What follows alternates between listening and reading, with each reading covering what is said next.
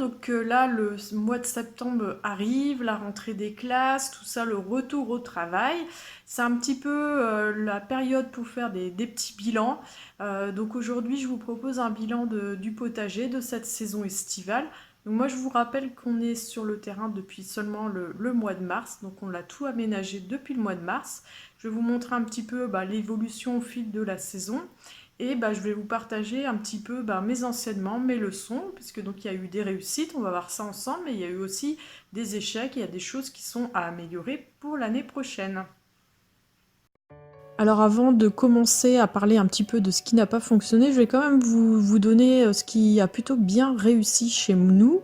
Donc au niveau de tout ce qui est chou kale et chou rave, au niveau de ce que j'avais planté, donc au niveau de la levée des semis, ça a bien fonctionné. Et je trouve que la quantité que l'on a plantée nous a garanti quand même beaucoup de repas et nous suffisait largement. Donc pour les choux kale, moi avec 8, ça a été suffisant. Et les choux raves, on avait mis donc 20 pieds. Et c'est ce qui me paraît largement suffisant pour faire la saison estivale.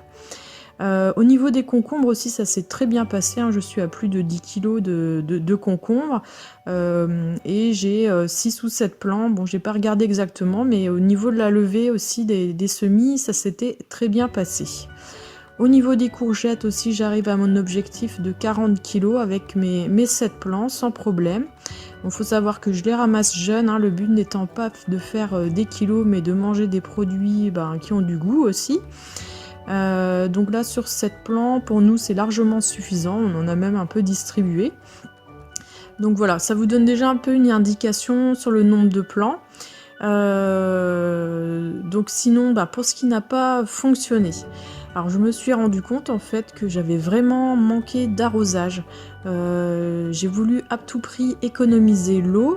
Donc c'est vrai qu'on avait construit la cabane, on a dû finir de la construire fin mai, début juin. Donc on l'avait raccordé à une cuve de 1000 litres.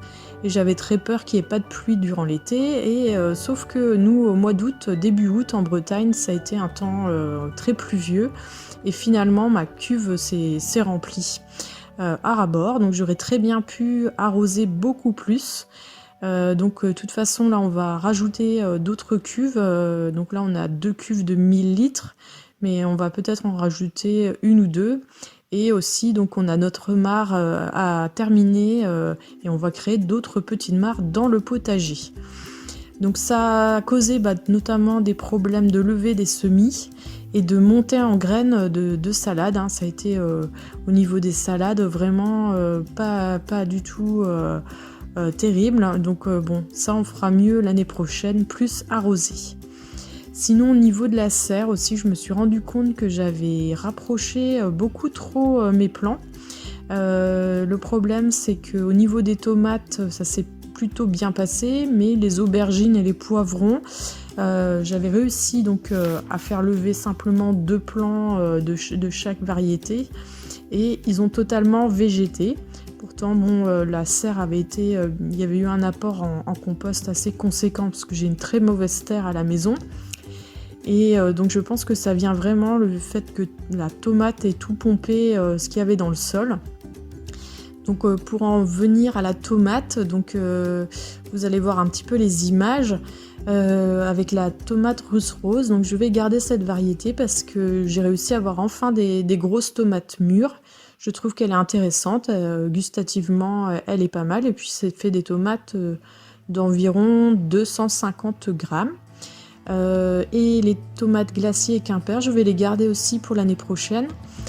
Ça m'a fait des tomates précoces, on va dire à la mi-juillet, donc en Bretagne, c'est plutôt pas mal. Elles sont pas très grandes, mais pour les petites salades d'été, ça va très bien. Sinon aussi pour certaines variétés, quand on parle d'autonomie alimentaire, il y a aussi les quantités et je me suis rendu compte que j'avais pas mis assez de petits pois et surtout aussi de haricots verts. Donc l'année prochaine je vais en mettre beaucoup plus.